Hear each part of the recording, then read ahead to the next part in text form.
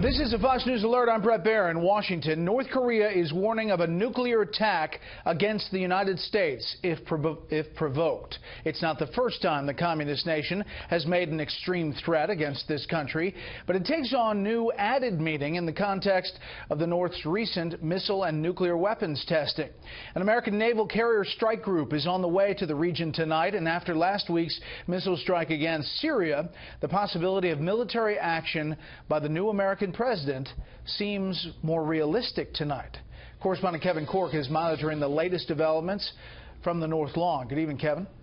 Brett, good evening to you. Very interesting to watch this White House try to walk us through the steps that has gotten us to this point, which is, might this White House be willing to do something against North Korea the way they sort of took action against Syria just this past week?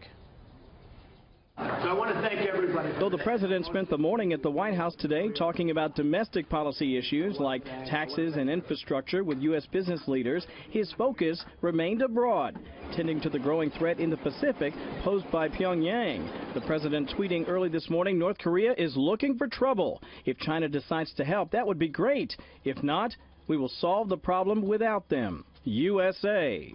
That proclamation, a stark reminder of the president's willingness to go it alone and punish rogue states, just as he did in Syria following the gas attack on civilians there.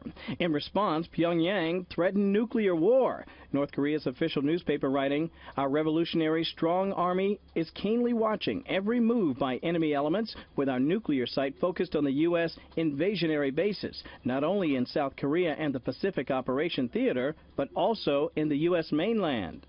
Reaction in the North Korean capital was predictably indignant. I think that the U.S. has no reason to complain about what our military does for self-defense. I think that the U.S. should stop its double standard. At the White House, there was skepticism about the communist nation's nuclear capability, but no doubt about the president's resolve. The last thing we want to see is a nuclear North Korea that threatens the coast of the United States, or for that matter, any other country and any other set of human beings. So we need stability in that region, and I think he has put them clearly on notice. Lost in all the rhetoric, the broader White House message, which was very likely aimed about 500 miles to the west, at Beijing.